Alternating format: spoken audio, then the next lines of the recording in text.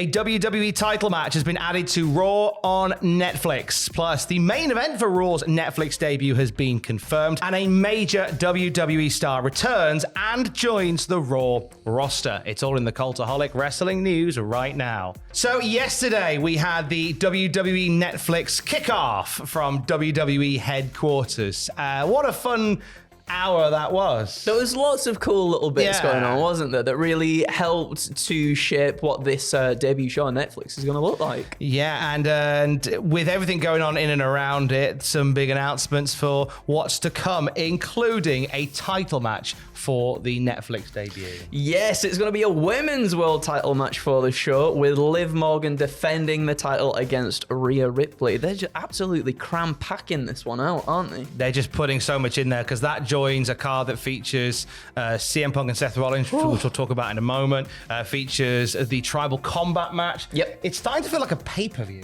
Yes, yeah, it is. And I feel like that is kind of what you want, though, isn't it? For a debut on Netflix to really bring people in. I think that's what you have to give them, everything pretty much, and to hook them all in. That's it, and we're certainly going to be getting that. So yeah, Rhea Ripley and Liv Morgan had a showdown when this match was revealed last night. So I'm up for seeing this. They have great chemistry together, and this is this the end of the feud? Do we finish it off on Netflix? Do you know what?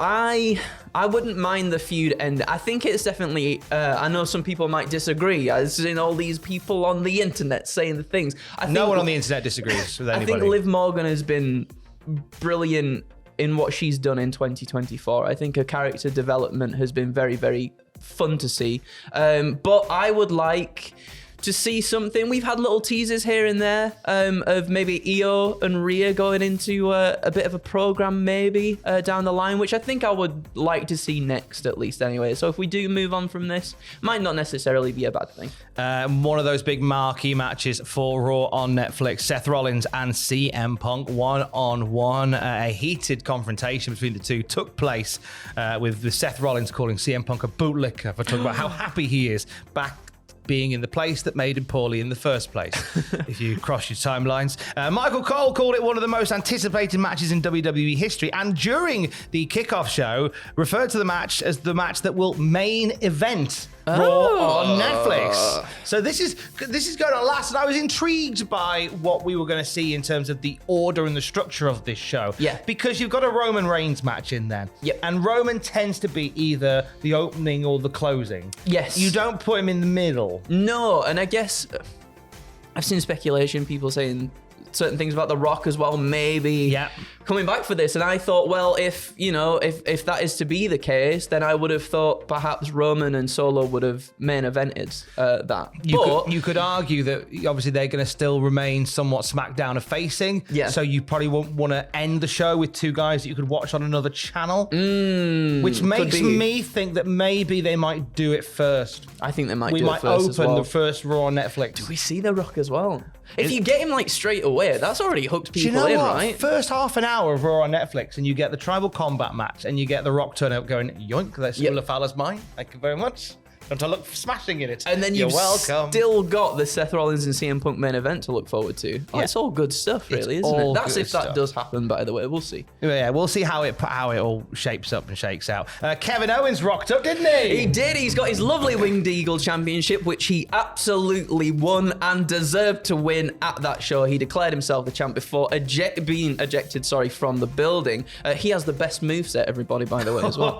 He said he will defend his world title in Jacksonville on December 26th. So it's looking like Kevin Owens is absolutely declaring himself the champion and will be defending the championship as well, which is so exciting. It's such a great bit of storytelling. It's so good. Lots to love about what Kev did at WWE HQ. I mean, wearing the Canadian tuxedo for a start is a chef's kiss. Sticking his face over Cody Rhodes' face on the Wall of Champions. Magnificent.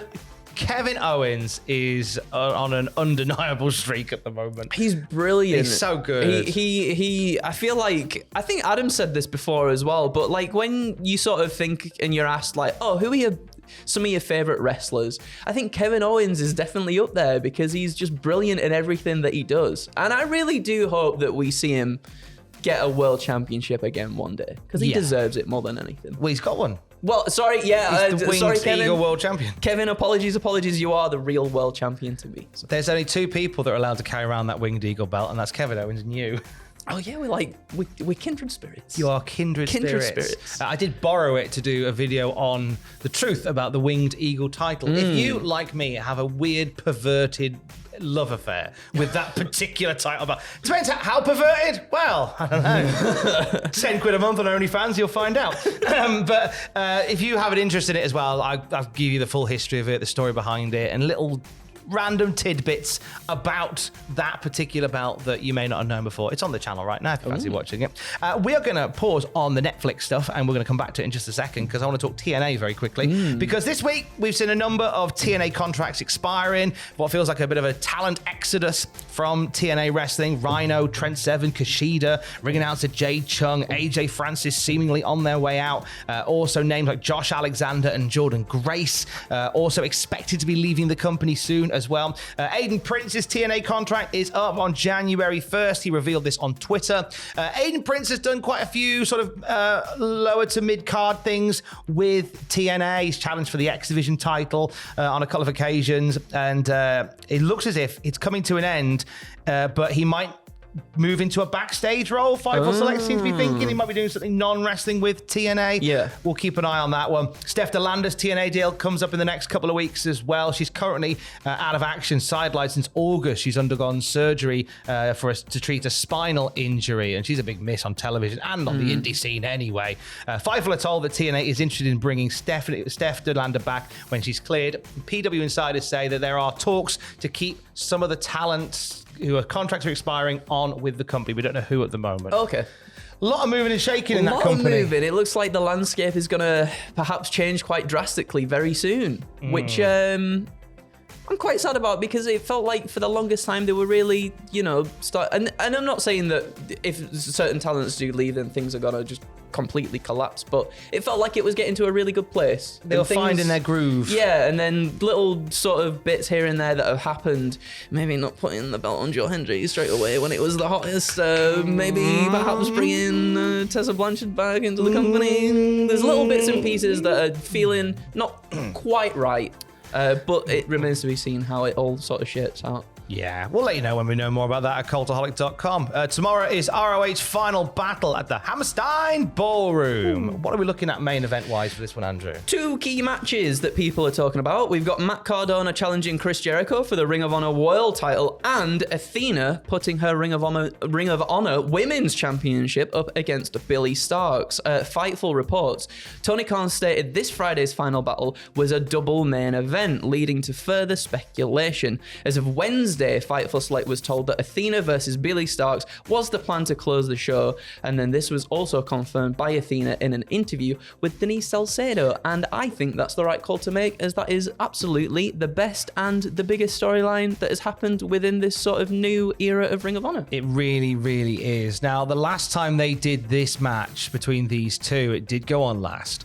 And I thought it was going to be Billie Stark's time because the story they told of Billie being kicked out as a minion, but only for her to come back in as a minion. Yep. I don't feel like that this particular run with them, I'm not as behind Billie Starkz to win as I was previously. Yeah. I felt like that maybe the time was last year. I don't know if it's now. And I think Athena should carry on through. I think if they're doing if they're getting the TV deal and stuff ready, I think Athena is probably the more known person to have the championship on for now, at least. When we get into the TV stuff, then I think there's definitely a shout for Billie to pick it up, and rightfully so as well. I think she's due a reign at some point, but I don't know. I just feel like for me, last time they went around and they got to this match, the story was here. Yeah. This time it's about here. For me personally, as a Ring of Honor pervert, like I think it's about here for me. AEW freaks, Ring of Honor are perverts. Oh, okay. Okay, let's jump back to Raw on Netflix, so the Netflix kickoff show from yesterday, and we had a major name a major former champion, a major star with the company, not only confirmed that they aren't retiring, as has been speculated, but they are switching sides. They are switching sides indeed. So amid reports that they will be stepping away from wrestling altogether, never to do it again. We've heard that one before. Logan Paul was introduced as the newest member of Monday Night Raw. Logan spoke gushingly about WWE, talked about being challenged to a fight by Mike Tyson and Conor McGregor, but said that he loved wrestling and he was sticking around. Logan Paul warned the WWE roster, "I'm not here to take part, I'm here to take over. I promised everyone in the crowd and everyone watching at home, you're looking at the future WWE World Champion, and his name is Logan Paul." Here's the thing, right? Now, okay, I'm separating the art from the artist here, right? So Logan Paul has I can see a parallel with Logan Paul and Orange Cassidy, right? Okay. Let me pull on this thread. Okay. So Orange Cassidy in AEW, who there are some real, he's got real critics who see him as a comedy wrestler and who don't accept the fact that as the years have gone on, he's only got better and he's got really good at what he does. They just call him the comedy wrestler. Oh, it's pockets. Why is pockets getting pushed? Pockets. But he's actually really good. Logan Paul, again, was separating the art from the artist. Logan Paul is obviously, he's a YouTuber. Why is he wrestling? He's really good at it, and it's really annoying. He is really good at it. There's many qualms with Mr. Logan Paul, but we've already seen him as a WWE champion, and we've already seen him not defend that title very much when he held it as well. So him being a world champion, I'm good. No thanks. No, thank you. Well, world champion of the world, Gunter, was on hand. He offered some thoughts on Logan Paul. He said, well, he's obviously a very talented man, athletically and in the entertainment world. He's a jack of all trades, as they say, but I don't believe a world heavyweight champion is one of them. That being said, I think my English is pretty good by now, but I'll make it even simpler. If Logan Paul thinks he can walk in here and take this from me, if he ever makes it to the top of that line to challenge for the World Heavyweight Championship, it'll be my duty and my pleasure to slap that stupid smirk off his face. And I think it might make Gunter the biggest babyface in Stone Cold Steve Austin. Do you know what? I genuinely think that would be a good match as well. I think people have said that in the past, like them two together, the complete antithesis of one another, it feels like. And like as good as that match would be, there is just more of a part of me that wants to see Gunter just absolutely chop the living poo out of Logan Paul. The idea of Logan Paul doing a springboard something or other and Gunter just swatting him out of the sky like a fly. Exactly. Oh, that would be so good. One might salivate over such things. Absolutely.